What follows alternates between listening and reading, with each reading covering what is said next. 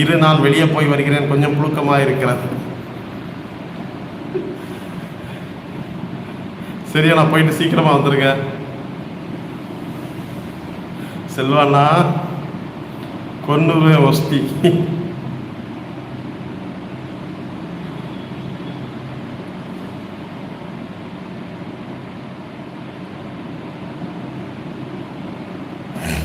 இதெல்லாம் கம்மி பாதுவக்கா, இதெல்லாம் ரொம்ப கம்மி அவன் பேசுறது. கண்டிப்பாக இருக்கணும்னு தான்,